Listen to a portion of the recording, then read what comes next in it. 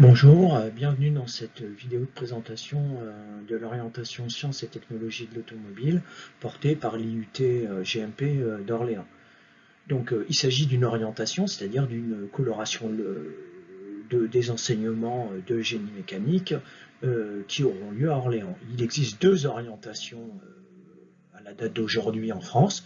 Il existe une orientation aéronautique portée par l'IUT de GMP de Toulouse, et puis une orientation sciences et technologies de l'automobile qui est portée par l'IUT d'Orléans et qui est donc unique en France. Alors, cette orientation, elle existe depuis la création de l'IUT Génie mécanique et productique à Orléans, c'est-à-dire environ une cinquantaine. Alors, pourquoi cette orientation existe-t-elle? Eh bien, parce que l'industrie automobile, c'est l'un des secteurs d'activité prépondérants en France. On voit ici quelques chiffres qui viennent du site web industrie.gouv.fr qui nous donnent des chiffres significatifs. On voit que l'industrie automobile, ça représente 149 000 entreprises qui travaillent directement ou indirectement pour le secteur auto, avec 990 000 emplois. Mais dans le secteur des entreprises industrielles, on a 4 000 entreprises qui travaillent pour l'industrie automobile et qui emploient 400 000 salariés. Donc, quand on est un technicien en génie mécanique, eh bien, sur la durée d'une carrière, on imagine bien qu'il est fort probable qu'on ait à travailler un jour ou l'autre ou à collaborer avec l'industrie automobile. Donc, de l'orientation STA, eh bien, ça va être de compléter, d'enrichir la formation de base d'un but GMP, donc, mais qui va rester prépondérante, bien sûr. La formation dispensée à Orléans, ça reste un DUT génie mécanique et productif, dans lequel on va avoir un volume d'air pour compléter. Alors, l'idée, c'est bien sûr d'aider notre futur diplômé à intégrer plus facilement l'industrie automobile ou à poursuivre ses études, en apportant un socle de compétences et de connaissances spécifiques. Concrètement, une formation but génie mécanique, c'est environ 2000 heures de formation sur 3 ans, but 1, but 2 et but 3. Et parmi ces 2000 heures, il y aura 100 à 150 heures de cours automobiles en tronc commun sur les 3 années. Puis, par le choix des options, qui ne sont pas encore totalement définies aujourd'hui, mais dont on peut penser qu'elles seront innovées ou simulées, eh bien, on pourra, en choisissant ces options, approfondir encore plus les enseignements de l'automobile. Le volume est non arrêté encore à ce jour pour ces options, mais il devrait ressembler à un volume équivalent à la formation tronc commun. Voilà. Alors, quelles seront les connaissances qui sont abordées dans ces 3 années? Bien sûr, la première chose, c'est avoir une culture technologie actuelle. Ensuite, ça va être d'apporter des outils scientifiques complémentaires, par exemple comme la thermodynamique ou autre. Et puis surtout, d'apporter des outils et des méthodes de travail pour relever les défis auxquels est confrontée l'industrie automobile.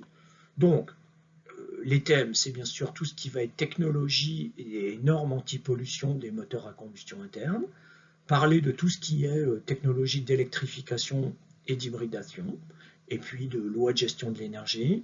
On va parler de contrôle, c'est-à-dire de calculateurs, de systèmes automatisés, le but étant, in fine, d'arriver jusqu'aux véhicules autonomes et aux aides à la conduite.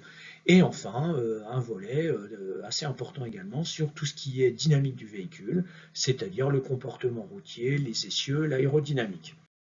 Alors, quelles sont les compétences qui sont attendues à la fin de ces 3 années? Alors, premièrement, c'est être capable pour l'étudiant de mettre en œuvre un outil de développement ou d'essai ou d'homologation. Donc concrètement, ça peut être un banc d'essai moteur, thermique ou électrique, ça peut être de conduire une campagne d'essai ou d'homologation sur un banc à rouleau, ça peut être de conduire des essais sur un banc de géométrie d'essieu, des souffleries, etc. Ça peut être aussi optimiser un système et prévoir ses performances par expérimentation sur un banc ou alors par simulation. Donc ça peut être pour ce qui est simulation de la CAO, des éléments finis, l'utilisation de logiciels de calcul comme MATLAB Simulink ou des logiciels dédiés au monde du moteur comme Morphe ou autres. Ensuite, notre étudiant doit être capable de contrôler un système automatisé, c'est-à-dire de la régulation, être capable de choisir des capteurs, des actionneurs, réaliser une acquisition de données et être initié au prototypage d'une loi de commande, c'est-à-dire à la loi qui est injectée dans un calculateur. Ensuite, ça va être de mettre en œuvre, de réaliser et d'appliquer tout ça. Alors, le lieu le plus adapté pour faire ça, c'est bien sûr les projets académiques ou personnels, et puis bien sûr toutes les SAE, les situations d'apprentissage et d'évaluation qui vont apparaître dans cette réforme du but. Donc, pour ça, on aura bien sûr, par exemple, le projet Shell Éco-Marathon, le projet véhicule autonome avec l'Utaxeram, des projets industriels avec John Deere, ou le 4L Trophy, etc. Voilà, donc on a, et c'est dommage que les conditions sanitaires n'aient pas autorisé la visite de nos locaux, mais on dispose de moyens spécifiques très importants à Orléans. Donc on a déjà un premier banc d'essai moteur qui est basé autour d'un moteur industriel John Deere 4,5 litres Final Tier 4, sur lequel on va pouvoir étudier toute la chaîne de dépollution, mesurer les performances et puis conduire des essais de diagnostic. On a un banc d'essai automatisé, c'est un banc à commande numérique qui est basé sur le logiciel Morphe 3.0 et qui aujourd'hui comporte un moteur 3 cylindres turbo que les jeunes vont apprendre à optimiser, conduire et à piloter, c'est-à-dire conduire des essais automatisés. On a un banc qui est typé plus fondamental, sur l'étude de la combustion, sur l'étude des différents comportements des carburants. C'est un monocylindre CFR qu'on aperçoit ici. Voilà, donc on a des bancs d'essai moteurs. On a également deux bancs à rouleaux, un banc d'essai 4 rouleaux, qui permet donc de simuler un véhicule, le comportement d'un véhicule à 4 roues motrices ou d'un véhicule hybridé sur le train avant ou train arrière, et qui va nous permettre de jouer des cycles d'homologation. On a aussi un banc de rouleaux pour un véhicule qui serait une simple traction ou propulsion, qui permet de faire la même chose, avec ici un véhicule électrique qui est la Twizy dont on dispose à l'IUT d'Orléans. On a aussi des moyens d'essai liés à tout ce qui est électrification. Donc on a un banc d'essai assez pointu qui permet d'optimiser et de régler entièrement une chaîne de traction électrique. On a un projet en cours d'électrification et de rendre ce véhicule autonome pour participer au challenge Taxeram.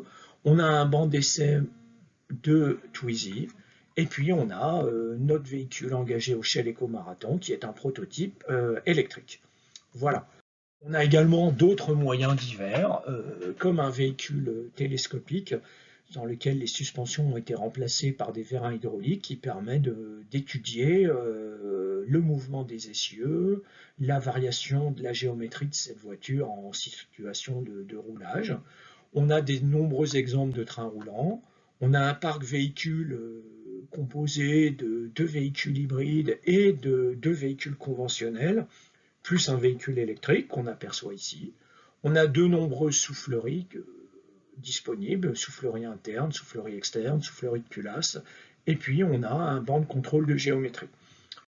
Voilà, donc pour tout renseignement sur cette orientation automobile, n'hésitez pas à prendre contact avec Pascal Brégeot, dont l'adresse mail apparaît ici, qui pourra vous renseigner plus en détail. Merci à vous.